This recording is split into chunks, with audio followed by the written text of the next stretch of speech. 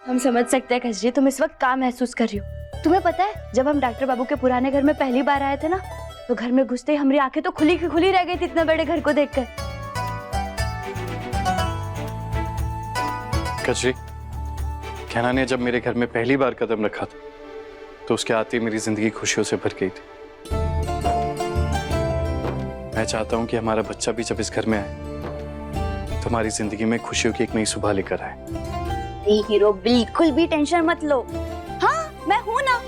मैं तुम्हारे इस बच्चे का ना पूरा पूरा ख्याल रखूंगी, किसी चीज की कमी नहीं होने दूंगी। अब तुम दोनों इतने अच्छे हो, अब उनका इतना ख्याल रख रहे हो, अब बच्चे के लिए भी इतना सब कुछ कर रहे हो। लेकिन हाँ, तुम्हारे घर वाले ना येड़े लोग हैं सच में, मतलब अजीब ही प्राणी है। और खासकर तुम्हारे पापा कितने लड़ाकू इंसान है, उनके जैसे गुस्से वाला इंसान मैंने आज तक नहीं देखा। और तुम्हारी वो बुआ जी क्या कह रही थी? बोलो मत, सुनो। और कैसे इशारे कर रही थी? मेरी नजर तुम पे रहेगी। बाप रे, एक नंबर की खड़ूस है हाँ वो। ऐसे कजरी ना कभी किसी से नहीं डरती, लेकिन थोड़ी सी डर गई थी। तुम चिंता मत करो कजरी, हम और डॉक्टर बाबू सब संभाल लेंगे। अरे लेकिन तुम्हें पता है, घर वालों के सामने हमारे मुंह से तो सच निकल ही जाता, लेकिन तुमने बीच में आके का संभाला है, तुम्हारा बहुत बहुत धन्यवाद। अरे ये भी कुछ कम नहीं है, क्या एक्टिंग की इन्होंने। क्या कहा था कि मेरा पति तुम्हारे गांव से है। मजा आया। मैं झूठ बोलना नहीं चाहता था,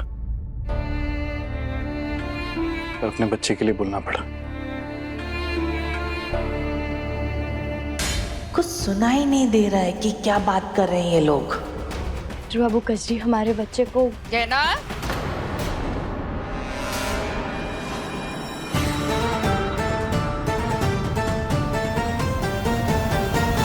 चलो आओ, तीनों यहाँ बैठ करके खाना खा लो।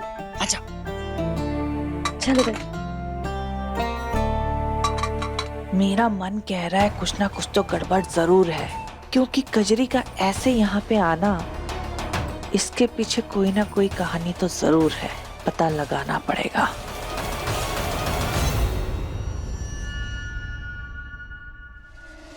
जाके इलाज करवा अपना। कजरी ना फेंके हुए पैसे नहीं उठाती। ये ले, चल जा। इस बोने में क्या है? तुझे तेरे पैसे मिल गए ना, ज्यादा दिमाग मत चला, चल निकल। उस दिन तो मैंने तुम्हारी भलाई का आधा ही किस्सा बताया था, कहो तो पूरा बता दो। कहीं ये लड़की मुझे फंसाने तो नहीं आई है?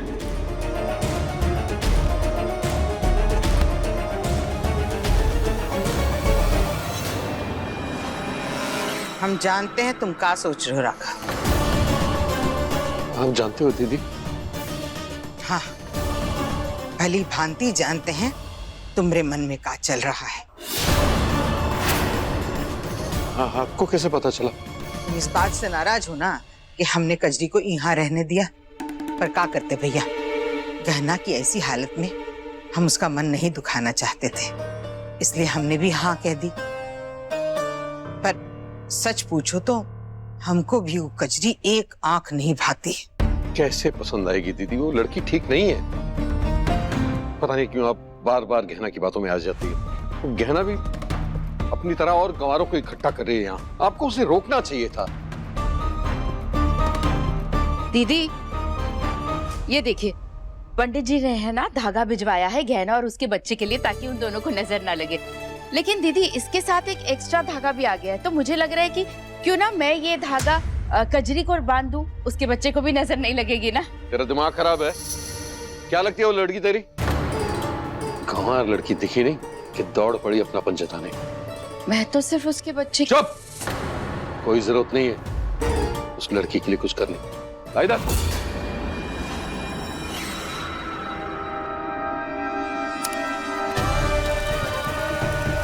ये क्या कर रहे हैं आप?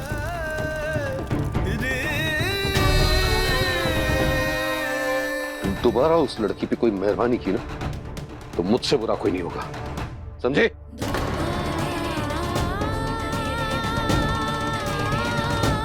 कमला, बात बात पे सिर्फ आंसू बहाने से। रखो, तुमको ना दो पैसे की अक्ल नहीं है, ऐसे बात करते हैं अपनी पत्नी से।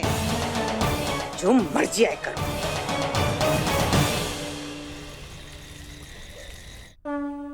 हमें माफ कर दीजिए भोलेनाथ जी।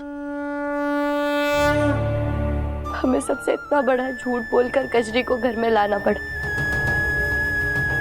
हमें माफ कर दीजिए। हमने घर में हमारे बच्चे के बारे में और कजरी के बारे में किसी को कुछ नहीं बताया, पर हम क्या करते, हमारे बच्चे को अपने पास रखने का हमारे पास और कोई रास्ता नहीं था, और हम घर वालों को इतनी बड़ी बात बताकर दुख भी नहीं पहुंचाना चाहते थे। इस भूल के लिए हमें माफ कर दीजिए भोलेनाथ, माफ कर देना हमें। गहना,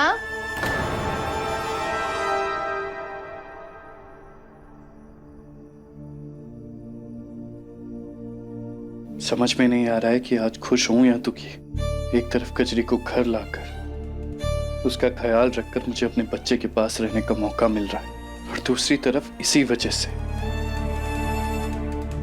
मुझे घर वालों को झूठ बोलकर उन्हें झूठी कहानी सुनानी पड़ी। ऐसा लग रहा है जैसे बहुत बड़ा धोखा दे रहा हूं मैं उन्हें। पर आप तो जानते हैं ना कि मैं जो कुछ भी कर रहा हूं अपने बच्चे के लिए कर रहा हूं।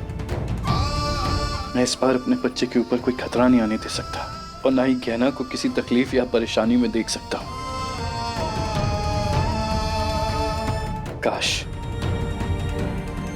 काश मैं सबको सच बता सकता।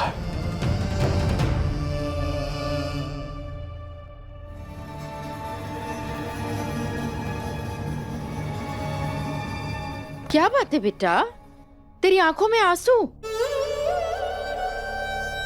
वो माई, हमें भोला भैया और माई की बहुत याद आ रही थी,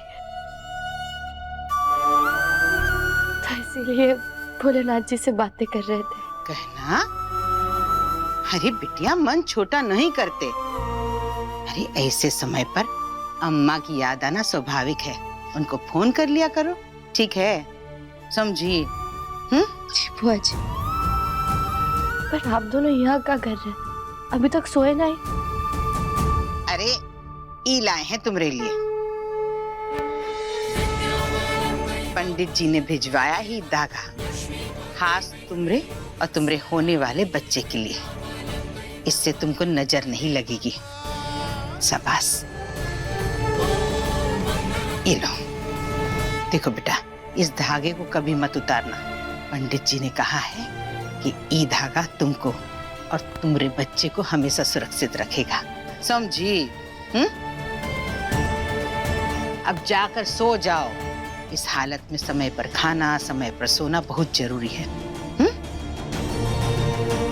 शाबाश। चलो कमला, ध्यान रख अपना।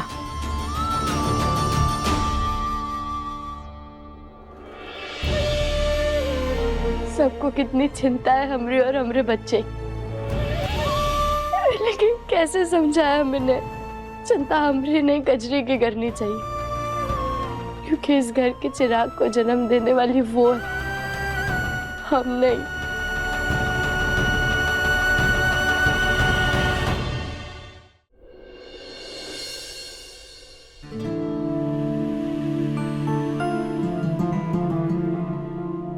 तुम यहाँ? वैसे मर्दों का रोना हम जानते हैं, भले आंख से आंसू ना गिरे, लेकिन आंखों की नमी ना सब कुछ कह जाती है। लो पानी लो।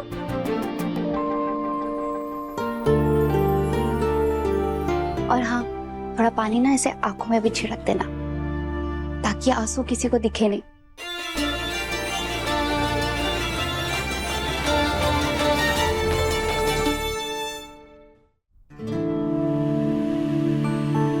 थैंक यू, पर तुम्हें मेरी फिक्र करने की जरूरत नहीं है। अरे ऐसे कैसे नहीं है? देखो, अब तुमने और गहना ने इतनी मदद की मेरी, मुझे इस घर में लाया, इतना बड़ा और अच्छा कमरा दिया है, तो इसके बदले में पानी तो दे ही सकती हूँ ना। कजरी, तुम जो हमारे लिए कर रही हो ना, उसके आगे ये सब कुछ भी नहीं है। तुम्हारा ये एहसान जिंदगी भर नहीं भूलूंगा।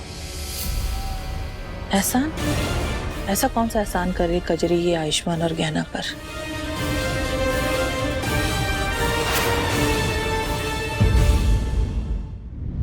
गहना के लेटेस्ट एपिसोड्स कभी भी कहीं भी अभी सब्सक्राइब करें दंगल प्ले ऐप। अपने पसंदीदा शो के फुल एपिसोड देखने के लिए अभी डाउनलोड करें दंगल प्ले ऐप।